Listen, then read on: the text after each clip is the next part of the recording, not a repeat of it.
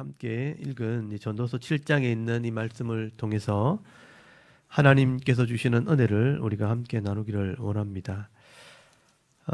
여러분, 이 전도서 7장 말씀에는 오늘 제목에 있는 것처럼 이 솔로몬이 말하는 삶의 지혜에 대해서 기록을 하고 있습니다. 지금 전도서 말씀인데 오늘 말씀은 마치 잠언서와 같은 그런 내용이 기록이 되어 있습니다. 그래서 오늘 제가 전도서라 그러지 않고 잠언이라고 그랬던 것 같아요. 안에 내용이 그런 내용들입니다. 우리 지난주에는 우리 추수감사주일 또 성탄식 바쁘게 지나가면서 이 전도서 6장 말씀을 빠르게 그냥 지나갔죠. 잘 기억해 보시면 기억이 안 날 수도 있어요. 추수감사주일 메시지, 성찬식에 대한 어떤 메시지하고 섞여가지고 한번 기억해 보십시오. 지난주에 설교 핵심이 뭘까요? 잘 기억이 안 나시죠? 금방 지나가서 그렇습니다. 내용도 짧고 인생의 한계란 단어가 이제 지난주 핵심이었어요. 인생에는 한계가 있다. 사람이 많이 가지기를 원하지만 많이 가졌다고 행복한 게 아니다. 자식이 많아진다고 또 오래 그냥 산다고 그게 막연한 복은 아니라는 거예요. 지혜가 있거나 신앙이 있어도 마음의 근본적인 욕심을 해결하지 못하면 그것도 어리석게 사는 것이고요. 자신의 운명을 내가 스스로 바꿀 수 없고 또 미래에 대한 것을 내가 결정할 수 있고 알 수 없기 때문에 불안함을 가지고 살아가는 이게 인간의 한계다 하는 것을 솔로몬이 설명을 하게 됩니다. 그래서 결론은 뭐냐면 우리에게 인간이 한계가 있기 때문에 온전하지 않기 때문에 온전하신 분을 의지하는 게 이제 신앙이라는 거예요.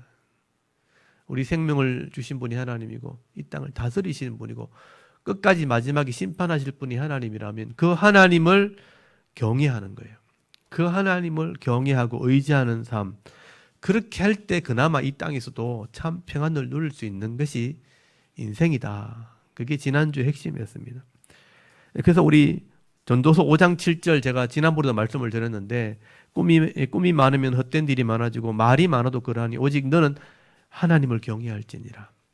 너는 하나님을 경외해야 된다. 이게 신앙의 근본이다. 여러분, 하나님을 경외하는 삶, 하나님을 인정을 하고 하나님을 두려워한다는 거예요. 하나님을 두려워하는 마음으로 그를 맡기는 거, 의지하고 또 신뢰하는 삶을 살 때 여러분의 삶이 평안해지는 겁니다. 은혜가 있는 것입니다. 그런데 오늘 솔로몬은요, 이런 경외하는 삶을 살 때 이 세상 속에는 다양하잖아요. 그 경외하는 삶을 살면서 구체적으로 어떻게 사는 것이 지혜인가? 그 지혜로운 삶을 얘기하는 지혜로운 삶. 어떻게 보면 적용이라고 할 수도 있고 다를 설명할 수는 없지만 일부를 설명하는 거예요. 하나님을 경외하는 삶을 살 때 지혜롭게 사는 게 뭔가? 이 솔로몬이 연구한 것을 기록한 거예요. 오늘도 그 내용이 보면 내가 연구했다, 다 살펴봤다 이런 말이 나오죠. 우리 인간의 지혜가 아닌 하늘의 지혜를 가지고 살펴본 거예요. 그래서 이제 의미가 있는 것입니다. 그래서 여러분 1절을 한번 보십시오. 1절에 보면 많이 들어보셨던 말씀이 나오는 거예요. 좋은 이름이 좋은 기름보다 낫고 죽는 날이 출생하는 날보다 나으며 초상집에 가는 것이 잔치집에 가는 것보다 나으니 모든 사람의 끝이 이와 같이 됨이라. 산자는 살아있는 사람들은 이것을 그의 마음에 둘지어다. 굉장히 중요하다 이런 의미예요. 인생을 이렇게 살면 출생하는 날이 반드시 있죠. 생일날. 그리고 가장 빛나는 날이 결혼하는 날이잖아요. 잔칫날. 그런 출생하는 날도 있고 잔치하는 날도 있지만 그것도 중요하지만 죽는 날이 있다는 것도 기억해라. 우리가 이 세상의 화려함 때문에 죽는 날이 있다는 것을 생각하지 않고 살아가는 거예요. 그걸 지금 지적하는 겁니다. 죽는 날이 있다. 사람들은 이것을 좀 간직을 하고 살아야 된다. 다른 말로 하면 우리 인생은 반드시 끝이 있고 평가받을 날이 있다라고 말씀하는 거예요. 이걸 기억해라. 그래서 여기 좋은 이름이란 뜻이 뭐냐면 평판을 얘기해요. 평판. 내 이름 하면 알려지는 거. 평판. 명성. 알려지는 것. 그리고 좋은 기름이라는 것은 이제 그 지방 살도 의미하지만 향유를 의미하는 거예요. 향기 나는 향유. 그래서 내 몸에 향기를 발라가지고 사람을 기분 좋게 하는 것도 좋은 일이죠. 근데 그건 일시적이고 잠깐이라는 거예요. 근데 더 좋은 것은 내 인격, 내 삶이 사람들에게 알려지는 거예요. 영향력을 미치는 것입니다. 그래서 이름이 알려지는 것이 더 중요하다. 내 몸 치장하는 것도 중요하지만 내 삶이 드러나는 게 더 중요하다. 평판이 더 중요하다. 그것이 사람들에게 더 유익을 주고 가치 있는 것이다. 여러분, 이 죽는 날이 출생하는 날보다 낫다고 얘기하잖아요. 이 출생하는 날은 자기 생일을 얘기하는 거죠. 죽는 날은 장례식에 여러분 가보시면 알잖아요. 저도 최근에 와서 또 장례식을 여러 번 갔었는데요. 죽는 날을 보게 되면 자기를 돌아보게 돼요.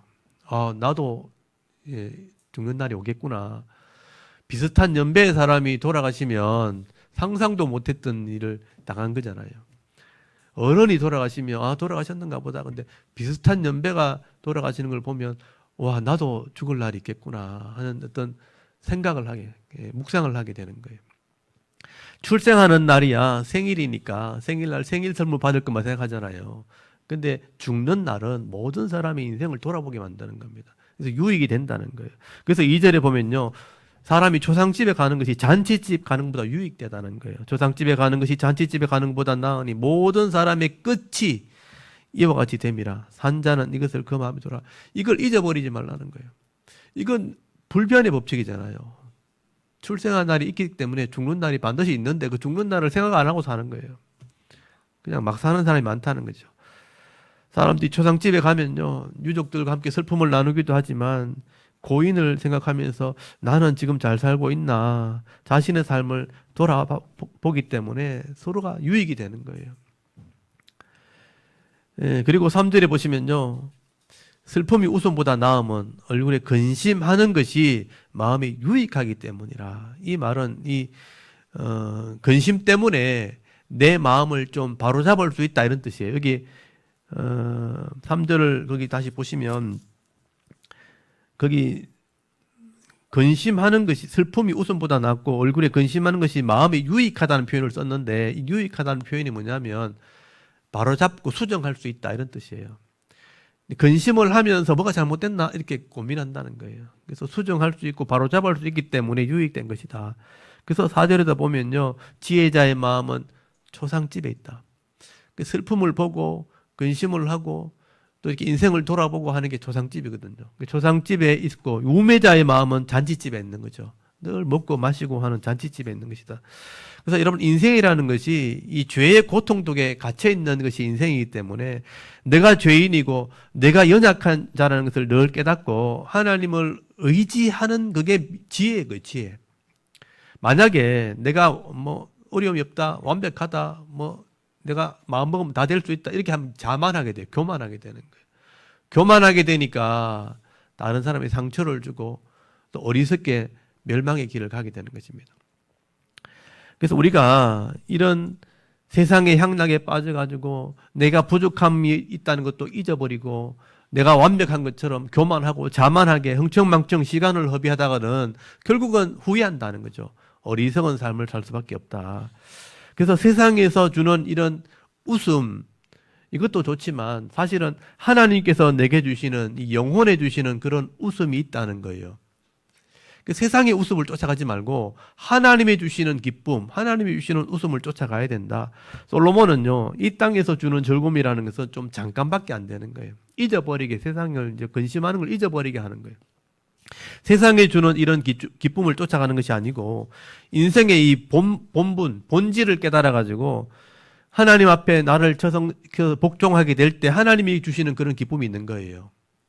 내가 근심을 하면서 회개하면서 엎드리면서 하나님께 말씀을 순종하면서 이렇게 따라갈 때 주시는 기쁨이 있어요. 그건 세상이 주는 기쁨과 다른 거예요. 하나님이 위로해 주시고 은혜 베풀어 주셔가지고 어려움들을 잘 견딜 때 주는 그런 은혜와 기쁨이 있는 거죠. 그런 기쁨을 누리면서 살아가는 것이 지혜로운 것이다. 그게 성도인 것이다 라고 말씀하는 것입니다. 그래서 근심이 더 낫다. 자, 이렇게 돌아보는 삶이 낫다. 그래서 나중에 보면 알겠지만요, 이런 조상집이나 이런 근심을 하게 하는 것은 결국 나를 돌아보게 한다는 의미를 말하는 거예요. 나를 돌아보게 한다.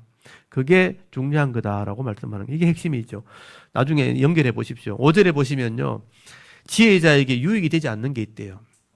지혜를 망치는 게 있습니다. 지혜로운 사람의 책망을 듣는 것이 우매한 자들의 노래를 듣는 것보다 낫다. 낫다는 표현은 토부라는 표현이에요. 더 좋다. 우매한 자의 웃음소리는 손 밑에서 가시나무 타는 소리 같으니 이것도 어때니라. 비유로 지금 설명하고 있죠. 다른 사람을 지도해야 되고 또 다스려야 될 어떤 위치에 서야 될 사람들은 지혜로운 자가 말하는 책망을 잘 들어야 된다. 이 책망이란 말이 꾸지람이라는 뜻이거든요. 여러분 아무리 지혜라도 완벽한 사람이 아니잖아요. 어떤 면에서는 위대한 것도 있겠지만 어떤 면에서 약한 게 있겠죠. 책망을 들을 수 있다는 거예요. 질책을 들을 수 있다. 근데 그걸 좀 들을 줄 알아야 된다. 그래서 지혜로운 사람도 자기 질책하는 말을 잘 들으면 자기를 점검하게 되는 거예요. 그렇게 해야 다른 사람도 판단할 수 있는 겁니다. 그게 지도자가 될 사람들이죠. 그런데 여러분 자기를 책망하는 소리를 듣기 싫어하고 이 우매한 자의 노래 소리가 뭐냐면요. 그냥 달콤한 칭찬. 노래가 뭐냐면 이제 이렇게 좋다고 말해주는 거 이런 의미예요. 그러니까 우매한 자들이 내게 어떤 잘못된 거 이런 것들을 포장을 해주고 노래를 해주고 칭찬을 해주고 달콤한 하는 그 소리만 듣기 좋아하는 사람 이런 어리석은 길을 가게 된다는 것입니다. 그래서 이 우매한 자의 소리, 아부하는 소리 이게 이제 손 밑에 타는 가시나무처럼 여러분 손 밑에 가시나무 불 뗄 때 여러분 가시나무 떼어 보셨어요? 원래 장작을 이렇게 오랫동안 불 떼려면 가시나무를 넣으면 안 되죠. 어떤 걸 넣어야 됩니까? 참나무나 큰 나무들 넣어야 되죠. 근데 불 빨리 피우려고 가시나무를 막 이렇게 집어넣으면 불은 빨리 붙는데 어떻게 돼요? 따닥따닥 소리만 나지 실제적으로 금방 꺼지죠. 그래서 아무 소용없다는 뜻이에요. 손 밑에 넣는 가시나무처럼 따닥따닥 시끄럽게 소리는 막 내는데 칭찬하는 소리는 막 들리는데 잘한다 잘한다 그러는데 알고 보면 아무 도움이 안 된다. 거짓 웃음소리, 아부하는 소리 이런 걸 의미하는 거예요. 가시나무 타는 그런 손 밑에 가시나무는 그런 걸 의미하는 거예요. 이 지혜자를 이렇게 어리석게 만드는 거예요. 교만하게 만드는 겁니다. 그래서 제대로 된 칭찬이야 고래도 춤을 추게 하지요. 근데 거짓 칭찬이 있다. 아부하는 게 있다는 뜻이죠. 그거를 듣기를 좋아하면 안 된다는 겁니다. 지도자가 될 사람들은 그렇게 하면 안 되는 거죠. 그러므로 질책하고 책망하는 소리를 잘 듣는 게 지혜다. 그게 나를 돌아보는 거다. 잠언 25장 12절에 이 슬기로운 자의 책망은 청종하는 귀에 금고리 같다. 금장식 같다. 이 자기의 질책을 잘 듣는 것은요, 내를 금으로 치장하는 것처럼 가치 있다는 뜻이에요.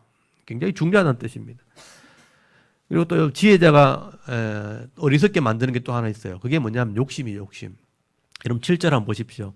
탐욕이 지혜자를 우매하게 하고 뇌물이 사람의 명철을 망하게 한다. 여기 탐욕이라고 번역이 되어 있지만 사실은 이게 이제 부당한 이익 또는 압박, 막 이렇게 압력 주는 거예요. 겁을 준다는 뜻이에요. 그러니까 지혜자가 압력을 받으면, 프레스를 받으면 이렇게 지혜를 내놓지 못하는 거예요. 움츠러든다는 거죠. 또 이렇게 물질의 욕심, 탐욕을 가지게 되어지면 지혜를 펼쳐도 아무 유익이 되지 않는 거예요. 인정받지 못한다는 거예요. 그래서 이 지혜자에게 이 탐욕이라는 것은 지혜를 어리석게 만들어 버리고요. 뇌물은 원래 선물이라는 단어인데 선물하고 뇌물은 다르죠. 여러분 선물은 감사의 표현이고 뇌물은 뭐예요? 이 법적으로도 지금 예전에는 그냥 뭐 이렇게 축하할 일 있으면 다 선물을 하지요.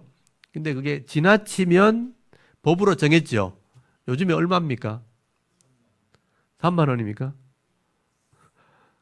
한번 알아보십시오. 얼마인지. 일단 왜 선을 정했겠어요?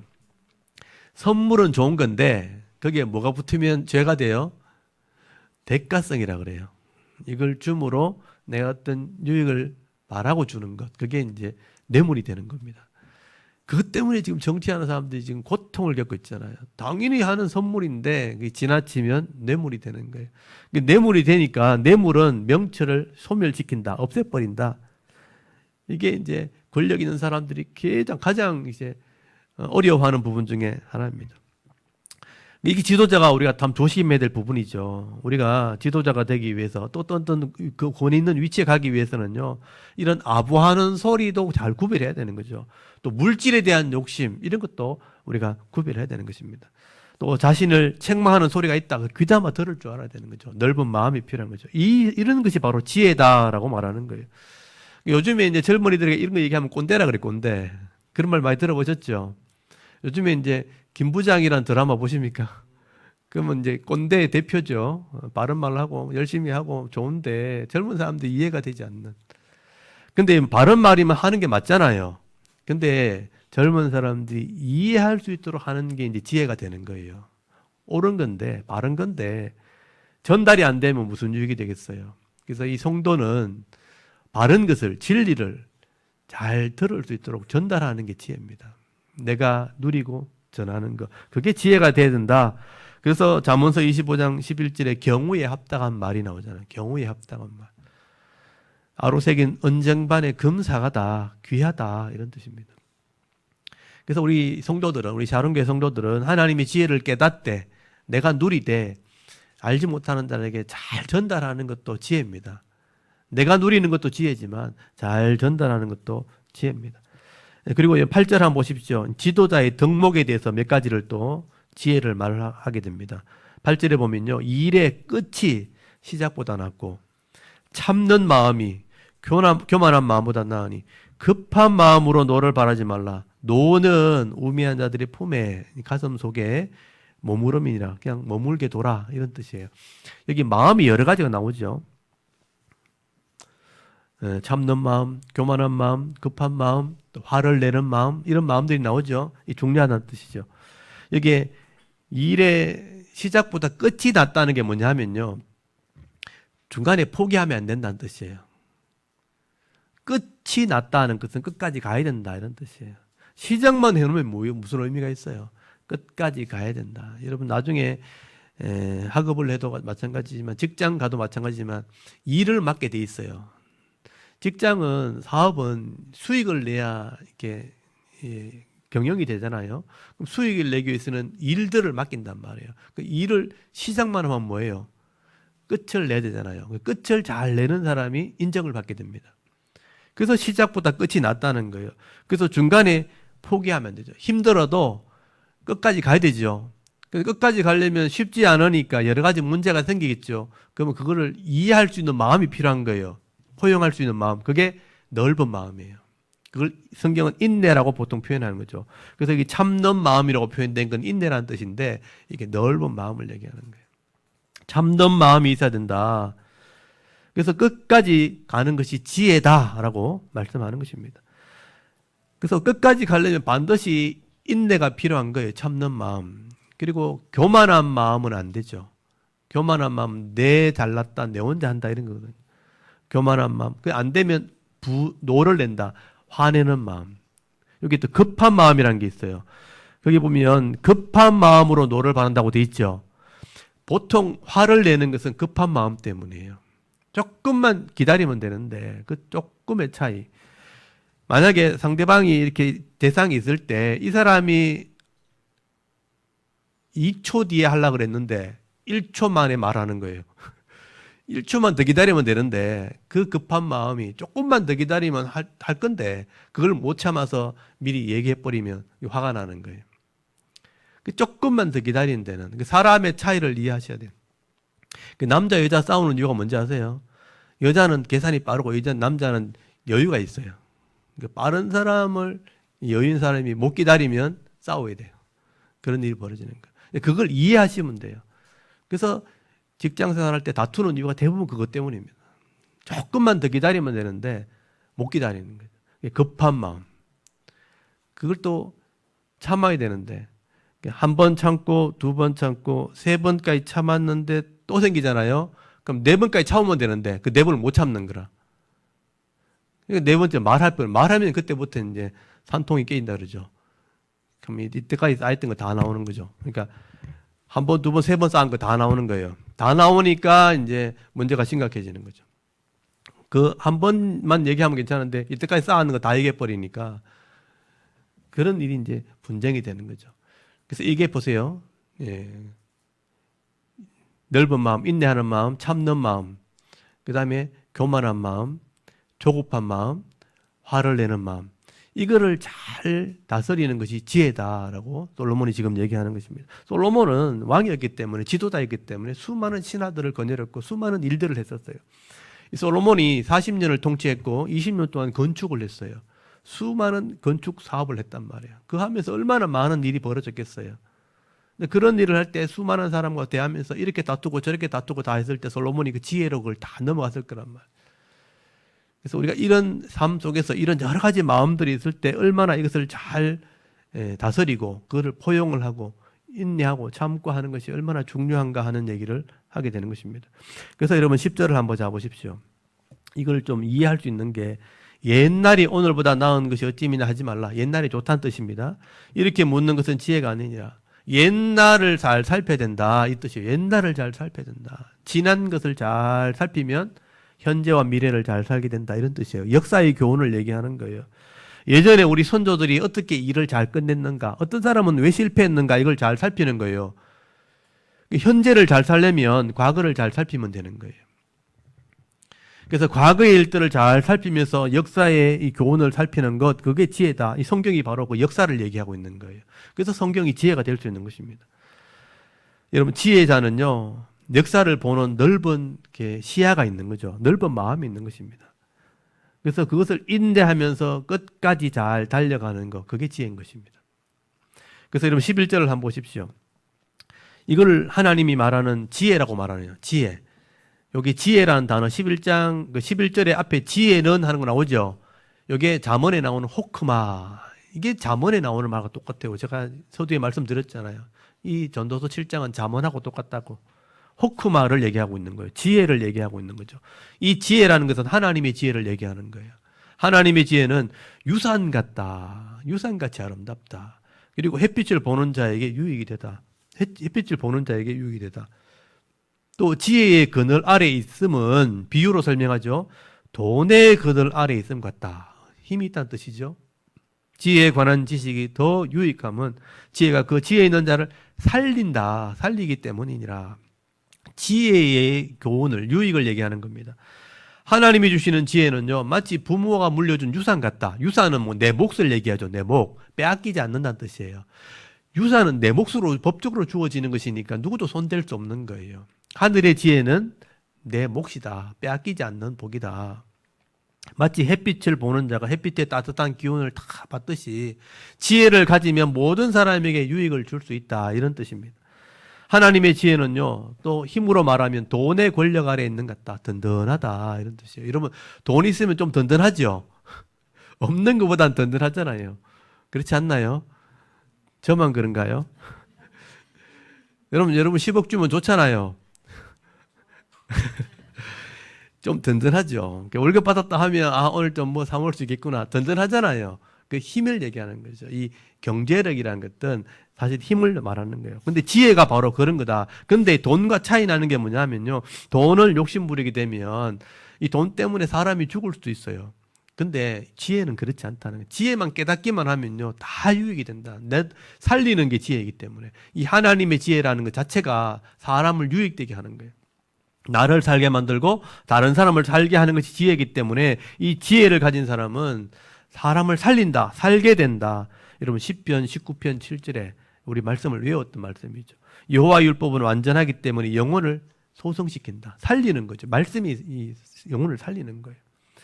이 하나님 말씀이 지혜를 주고 기쁨을 주고 세상을 보는 눈을 열어주는 거예요. 예수님께서도 내가 생명의 떡이라 그랬잖아요. 말씀이라 그랬잖아요. 말씀을 먹어라. 그럼 이 말씀이 너를 영생하게 한다. 살린다는 거예요. 말씀이 우리를 살게 한다라고 말하는 거예요. 그렇기 때문에 우리가 이 땅에 있는 동안 하나님의 지혜를 얻어야 되는 것이죠. 성도라면 하늘의 지혜, 하나님의 지혜를 얻어야 되는 것입니다. 그리고 13절부터 14절까지 말씀해 보시면요. 하나님께서 우리 삶을 주관하신데 두 가지 방법을 통해서 주관하신다. 다스리신다라고 설명을 해요. 하나님께서 행하시는 일을 보라. 하나님께서 굽게 하신 것을 누가 능히 곱게 하겠느냐. 형통한 날에는 기뻐하고 곤고한 날에는 돌아보라. 이 두 가지를 하나님이 병행하사 사람이 그의 장래 일을 능히 헤아려 알지 못하게 하잖아요. 이 하나님의 경영 방법이죠. 하나님이 우리를 어떻게 인도하시는가. 하나님께서는 이 변함없는 이 하나님 말씀으로 우리와 언약을 하셨기 때문에 이 말씀대로 행하는 자에게 복을 줘요. 근데 말씀대로 행하지 않고 불순종하는 자들에게는요, 말씀에 기록된 재앙, 심판을 내리게 되어 있는 겁니다. 그걸 공의라 그래요. 이런 하나님이 공의로 이 땅을 다스릴 때 이 하나님의 공의를 우리가 굽게 할 수 없어요. 우리는 죄인들이기 때문에. 하나님이 경영을 우리가 굽게 할 수 없는 겁니다. 그렇다면 우리가 하나님 말씀에 순종하는 게 복이잖아요. 그러면 형통한 날이 된다는 거예요. 근데 내가 미련해가지고 이 말씀을 깨닫지 못하고 순종하지 못하면 곤고한 날이 임할 수 있다. 악한 날이 되었다. 그러면 어떻게 돼요? 뭐가 잘못됐는지 점검하면 되는 거예요. 그래서 형통한 날이 있고 곤고한 날이 항상 우리 존재하는데, 형통한 날이 있다. 그러면 말씀대로 잘했어. 하나님 복을 주신 거예요. 그러면 감사하면 되는 거예요. 기쁨을 누리고 감사하면 돼요. 근데 문제가 생겼다. 이런 곤고함, 이 곤고한 말함이, 이 말이 원어가 악하다는 뜻이 돼요. 악한 일이 생겼다. 악한 일이 하도록 돼버렸다. 그러면 뭐가 잘못됐구나. 돌아보라. 여기 돌아보라는 표현 나오죠. 하나님이 하시는 일을 보면서 14장 14절 중간에 보면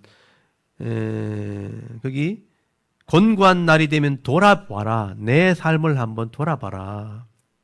뭐가 잘못됐는지 생각을 해보고 돌아본다면 어떻게 돼요? 잘못된 거 발견했잖아요. 그럼 어떻게 해야 되겠어요? 돌아오면 되는 거죠. 하나님께 돌아가라 이런 뜻이에요. 거울 보면 내가 뭘 잘못된지 알잖아요. 얼굴에 뭐가 묻은지 알잖아요. 그러면 닦아야 되잖아요. 깨끗하게 해야 되잖아요. 똑같아요. 곤고한 날이 생겼다, 문제가 생겼다, 나 자신을 돌아보고 하나님께 돌아가는 것이 지혜다. 그 얘기를 하는 것입니다. 그래서 아까 우리 연약함을 아는 것, 질책을 잘 듣는 것, 나를 돌아보는 것, 결국 돌아보는 거잖아요. 돌아보는 것이 지혜입니다. 여러분 15절에 보시면요, 사람들이 착각하고 살아간다는 거죠. 그래서 하나님을 제대로 경외하는 의인들이 되어야 되는데 스스로 의인이라고 착각한다는 거예요. 여러분 15절 보세요. 내 허무한 날 사는 동안 내가 그 모든 일을 살펴보았더니, 솔로몬이 지혜로 세상을 일해 봤다는 거예요. 자기의 의로움에도 불구하고 멸망하는 의인이 있고 자기의 악행에도 불구하고 장수하는 악인이 있으니, 여기 보면 자기의 의로움이 중요해요.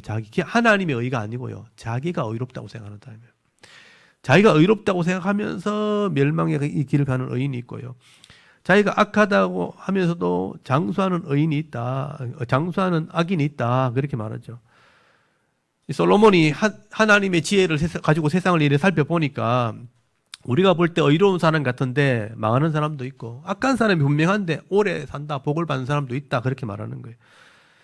여기 중요한 것은요, 결국 이 의로움, 여기서 말하는 의로움과 악함이어도 다 하나님의 기준이 아니고 내 인간적인 생각이라는 거예요. 내 생각으로 그렇게 살아간다. 16절에 여기 지나치게 의롭게 되지 말라. 여기 자기 스스로란 말이 들어가야 돼요. 내 스스로 지나치게 의롭게 되려고, 지나치게 지혜자 되려고 하지 말라는 거예요. 지나치게 의인 되지 말고 지나치게 지혜자 되지 말라. 어찌 스스로 망하게 하는 거예요. 여기 스스로라는 말 들어가 있죠. 이 스스로가 원래 앞에 들어가 있어요. 스스로 내가 막 의롭게 막 지혜 잘하고 막 이렇게 하지 말라는 거예요. 17절에도 지나치게 악을 행하고 어리석게 살다가 기한 전에 죽는 사람, 요절하는 사람도 있다. 그래서 여러분, 솔로몬은요, 자기 스스로 판단해가지고 내가 의롭게 산다, 내가 악하게 산다, 그렇게 말하고 하나님을 경외함으로 주신 이 지혜로 이렇게 함부로 이렇게 말하는 게 아니고 하나님이 주시는 지혜로 이렇게 내가 말씀대로 살아야 된다. 하나님이 주시는 지혜를 가지고 살아야지만 내가 이런 세상의 판단에서 벗어날 수 있다라고 말씀을 하게 되는 거예요. 그게 18절 말씀이에요. 18절 한번 잘 보십시오. 너는 이것도 잡으며 저것도 내 손에 놓지 아니하는 것이 좋으니. 이걸 세상 사람이 중용이라 그러죠. 가운데 이렇게 있는 것. 이것도 아니고 저것도 아닌. 그러니까 이게 안 좋은 쪽으로 쓰면 이것도 아니고 저것도 아니고 안 좋게 쓰이지만, 좋은 쪽에서 볼 때는요, 이쪽에 치우치고 저쪽에 치우치지 않는다, 이런 뜻이에요. 그러니까 중간을 잘 선택해야 된다. 너는 이것도 잡으면 저것도 네 손에 놓지 아니하는 것이 좋으니, 토부라 그랬어요. 하나님을 경외하는 자는 이 모든 일에서 벗어날 것입니다. 하나님을 경외하는 마음으로 둘 다를 잘 선택해야 된다. 잘 봐야 된다.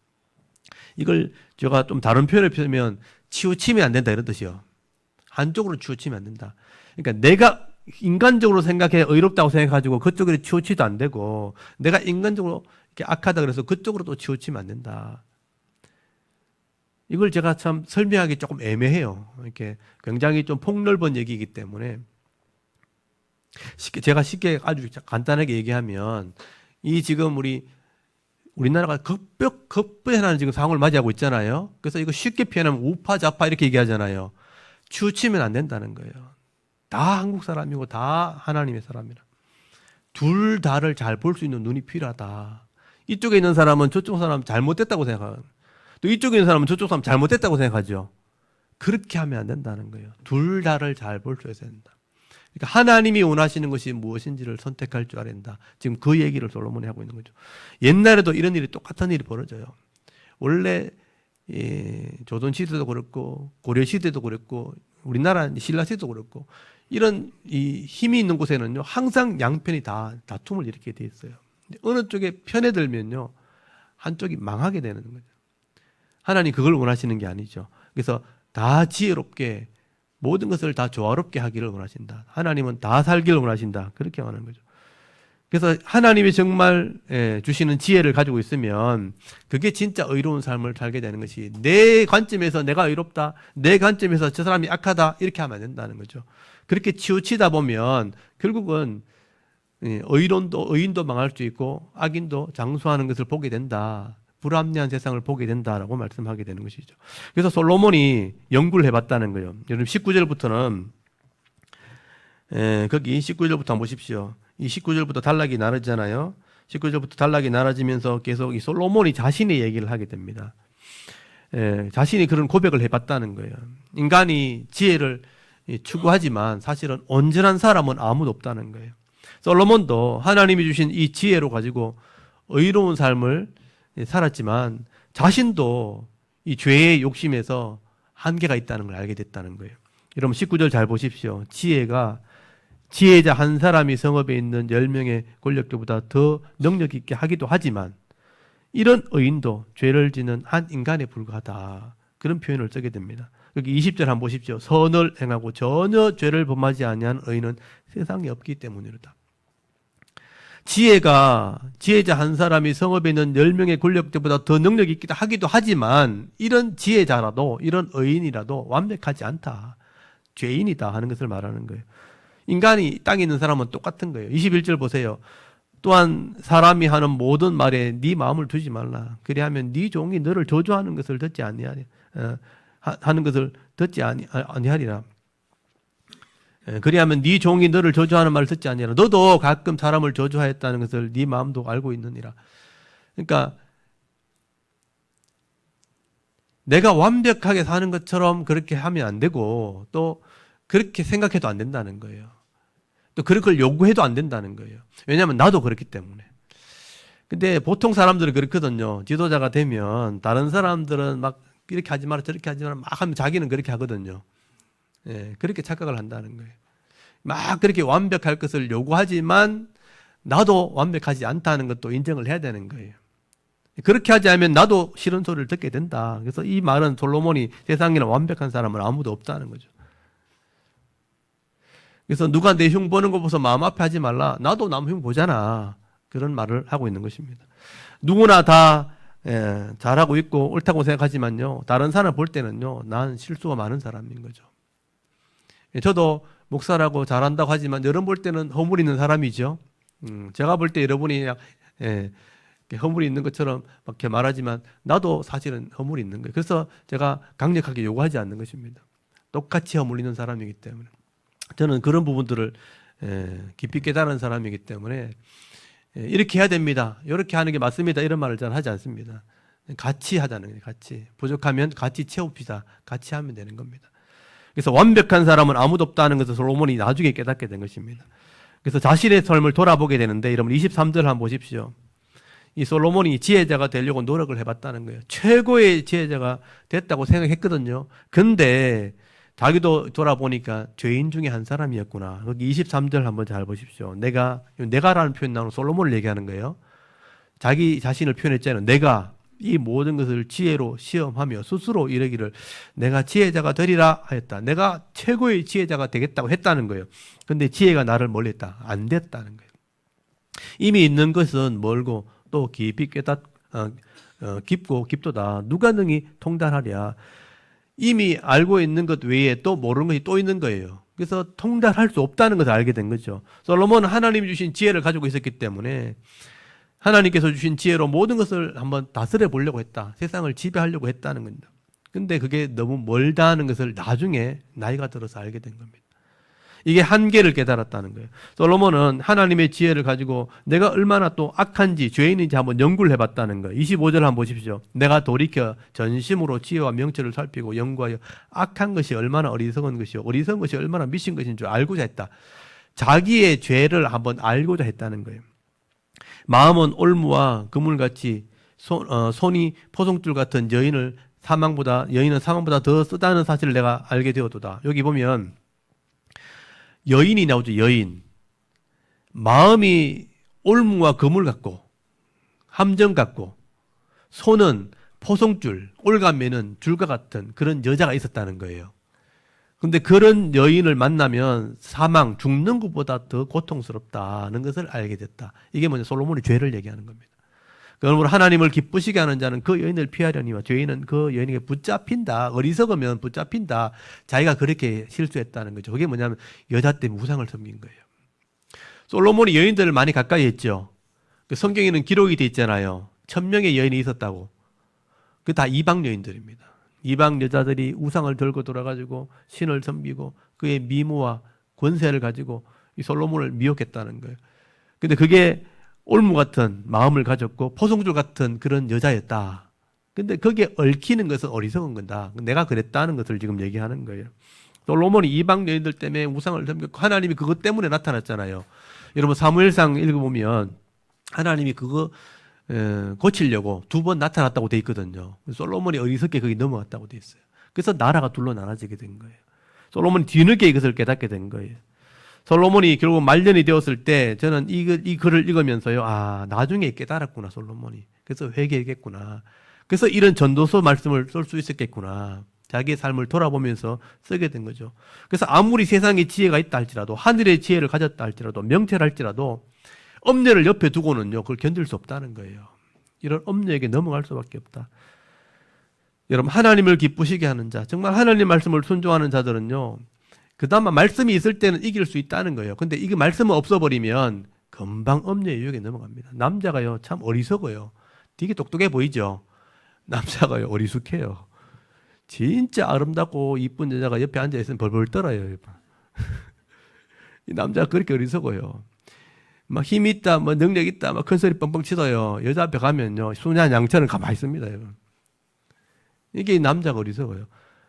이렇게 정말 하나님의 지혜가 없으면 이런 엄녀 앞에서는요, 홀딱 반하는 거예요. 그러니까 넘어갈 수 있다.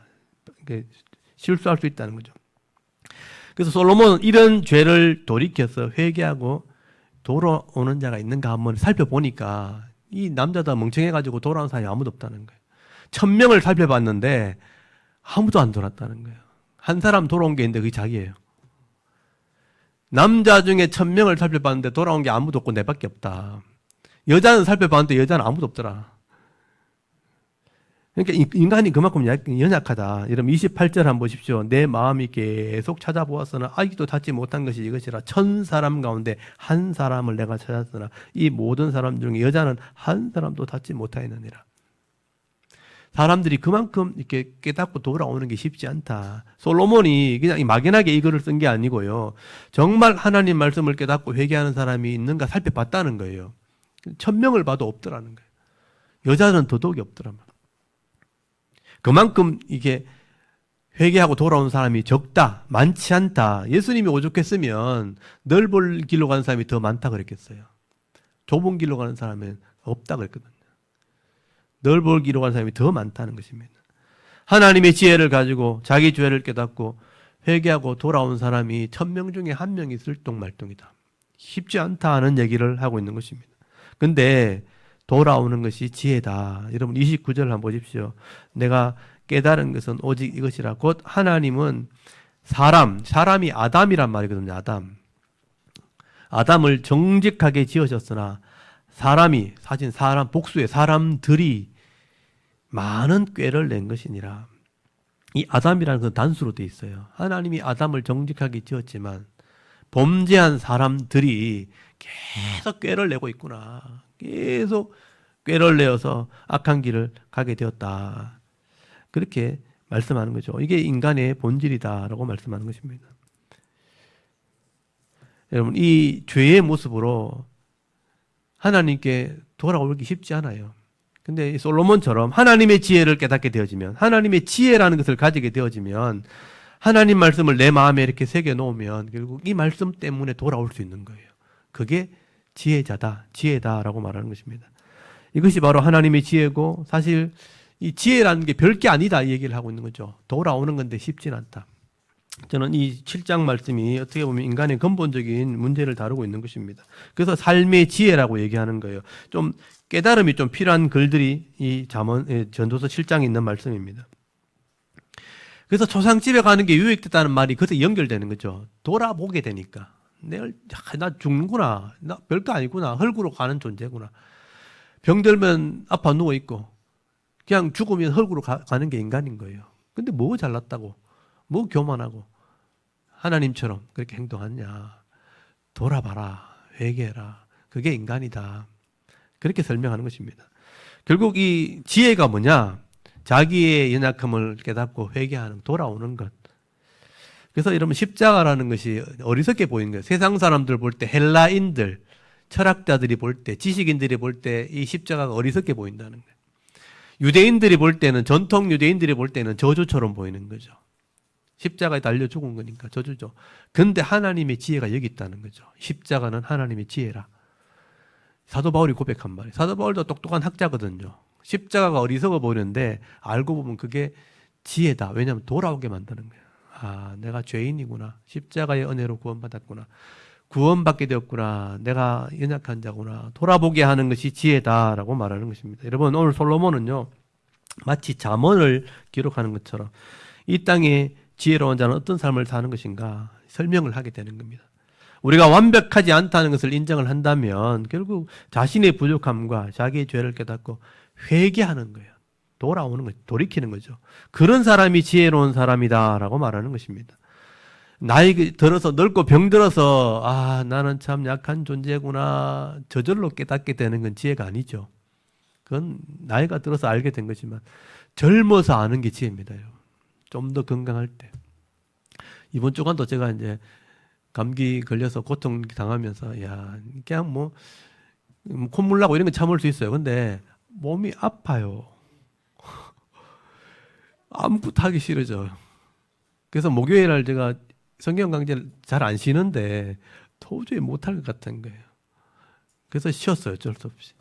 집사람이 먼저 걸렸는데 나 안 걸린다면서 매 만지고 막 이렇게 했는데 저도 걸려버렸어요.